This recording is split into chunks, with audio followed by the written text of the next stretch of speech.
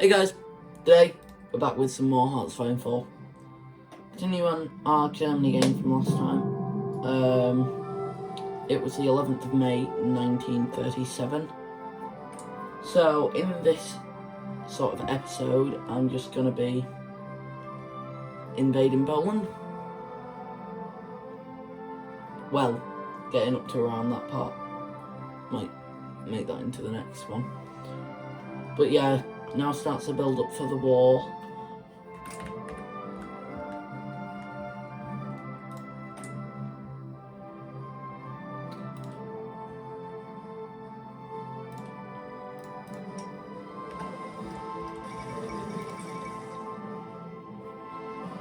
So, I've done better than I normally do. This is about my 65th game of Hoi4 as Germany. So, I've had quite a lot of practice. But for 1937, this is not too bad.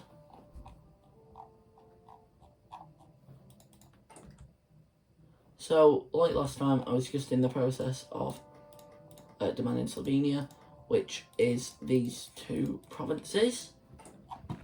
So if we look, they have 7 out of 25 states that have factories and 8 out of 25. So that'll be quite a bit of a boost. So we want army attrition, Werner von Fritsch.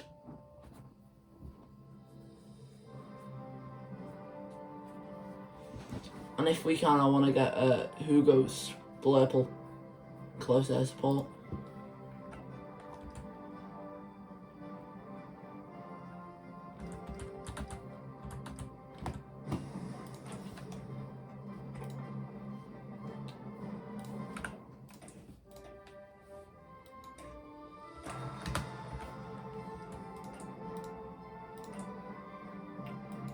Oh, that dispersed industry is going to take a bit. I might as well change it to something a bit better.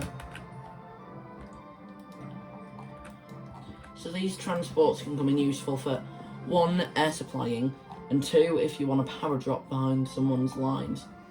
So say if I had, say, 10 paratroopers, I would, well, I'm going to move these over here. But what I'd do is, I'd get them all in this base. I'd get the attack bombers to secure the air, and then the transport wings can do their thing and flank sort of here. It's always a strategy, and you might see me use it, to power drop behind enemy lines, so then they lose supply and then you can crush them from both sides.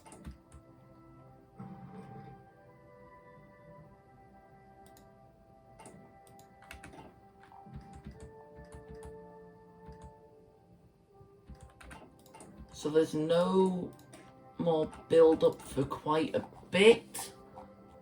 Well, there clearly is, but like, it's mainly just changing division templates to suit stuff. So that'll take just under another 2 years, which I do have enough time for that actually. But we want to get a few more light tanks. We want to get some of them, like, in surplus. Because you always lose so many in the war.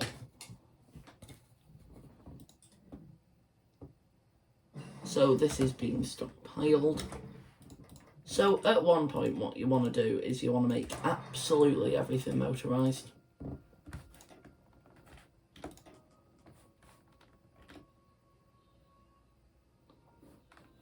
So we can see if I were to add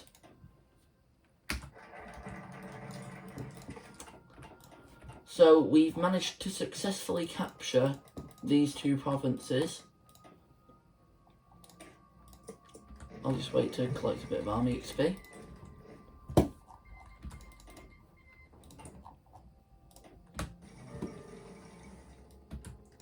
Okay. The Sino-Chinese War has started, so if we look over here, So, you might be wondering, why are these two nations also attacking China? Well, these are actually Japanese puppets. I currently have no puppets, but I'll get these two as puppets pretty soon. Romania and Hungary. And if I win the war, then I'll take quite a bit of France, but I'll puppet the rest.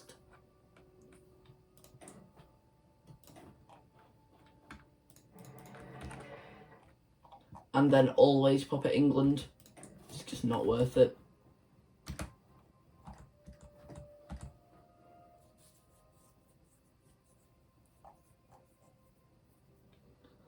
So, the average resistance in these states is 9 and 6.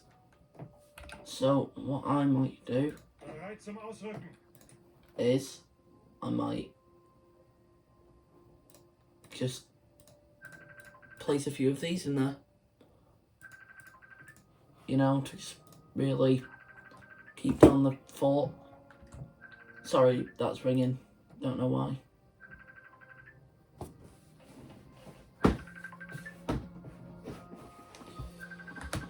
Sorry guys, I really have no idea why that's ringing. So we're just gonna... Oh, I might as well. So originally I thought this was only gonna be able to use like one division, but it has to be a whole army. So I'll just place these in places where there might be a bit more resistance.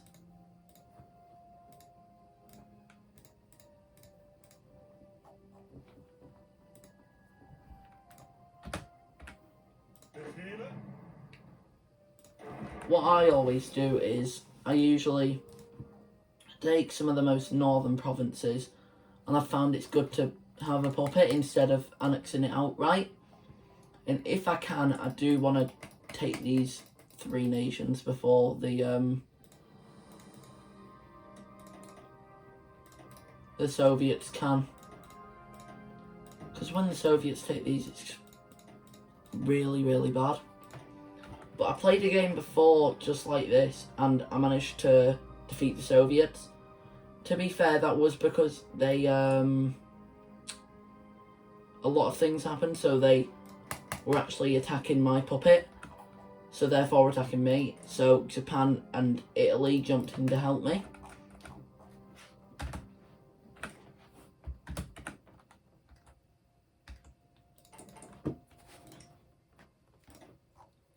I need some trains. Sometimes I don't produce trains, and that's partly my fault, but sometimes it's not needed. So, I do have a rubber deficit, which I'm paying for with a factory, but so that will get done by the 2nd of December, which will alleviate some stress off the rubber situation.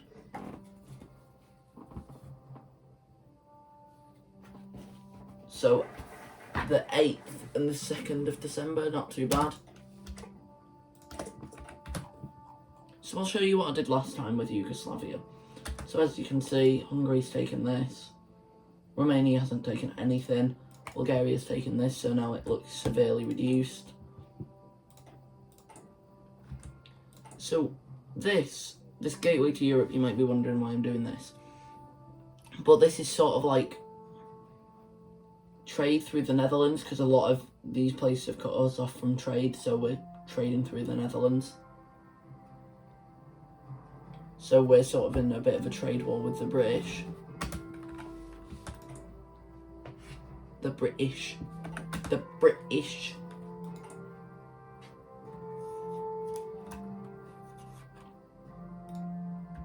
So as you can see over here, Belgrade. Here. Now you may think, okay, we're going to annex that all and just take the factories. But no, because if we look here, in places we annex, we only get a very small percentage of it. So, what I'm going to do is it might be better to release them as puppets, but not in like small countries. We want them in quite large countries, so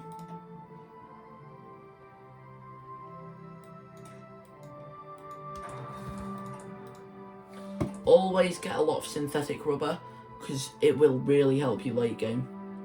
Like when you start the war, that will really help you. So I've got nearly 3 million manpower. We do want it about 4 million because you do lose a lot of men in fighting. We can put it up to service by requirement, but that would just slow down our whole country, so we don't want to do that for now. I was thinking about going on it last game, because I was losing a lot of men to the Soviets here, but I found it wasn't worth it because that would have worsened the war effort by allowing less guns to be produced.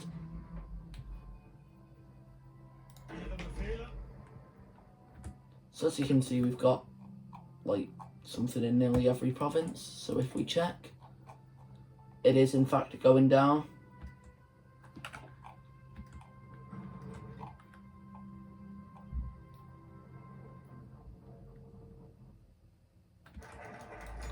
So here we have it, the fate of Yugoslavia.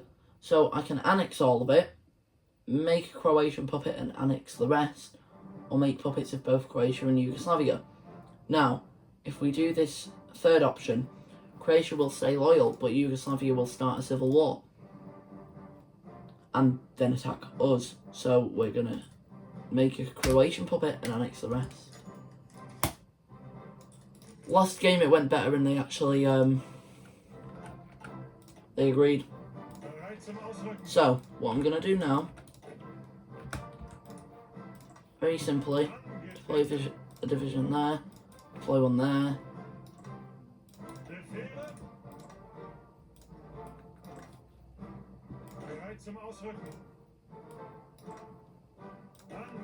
Now we're going to try and push them from every angle possible.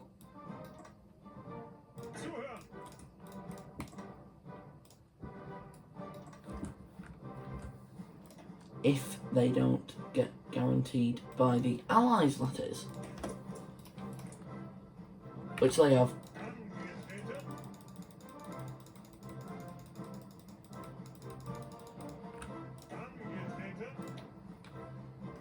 But soon it'll be fine because we'll just go to war with the Allies.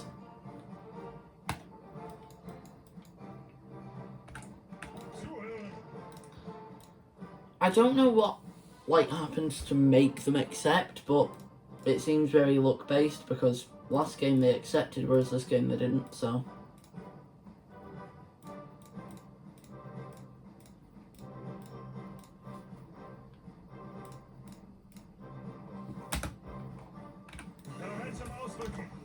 So I've just researched more radar, so now I'm going to research the computing machine.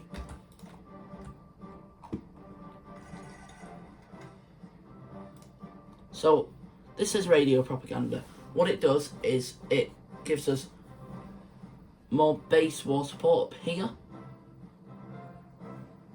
So I'm going to click that and now we're at 100. And if the popularity of the ruling party ever gets low, like communism here, underlined here, what you can do is you can institute press censorship, which will increase the popularity of your party.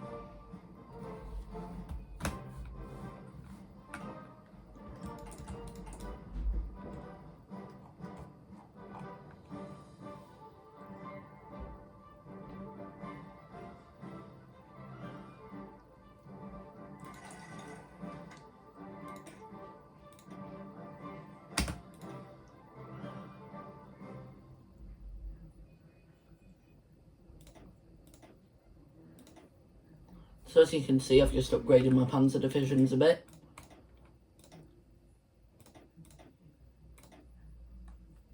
And also my infantry divisions.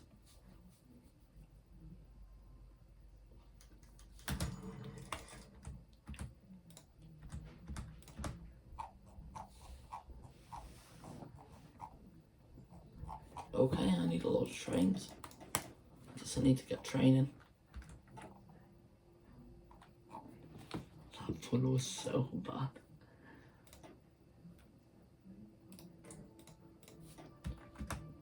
So, what the Dutch can do is, if I find it, here we go. They can do Gateway to Europe. They can give trade points to one of them. Well, any of us. They can either maintain trade neutrality, cave to the Germans, or cave to the British.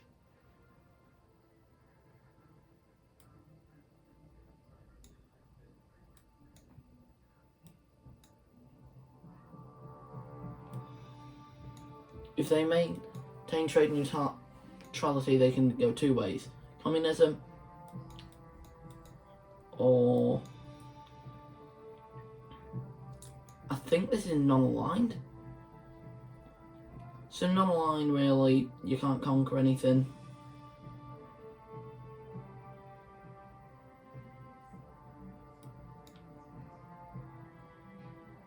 But at least if you go unity through democracy, and then lead the minor democracies, you can form the Benelux.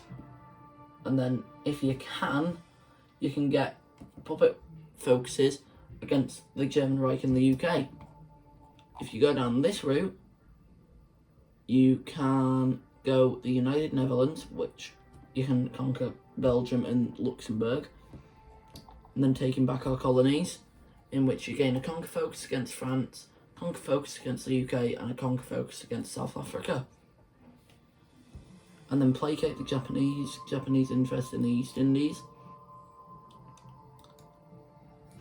You can go ahead and conquer France, and then the US.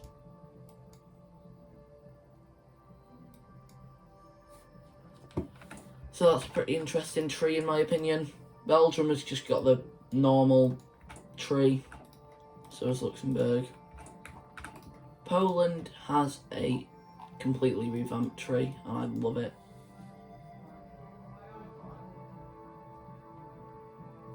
So they can go down here, and they can actually go fascist as well.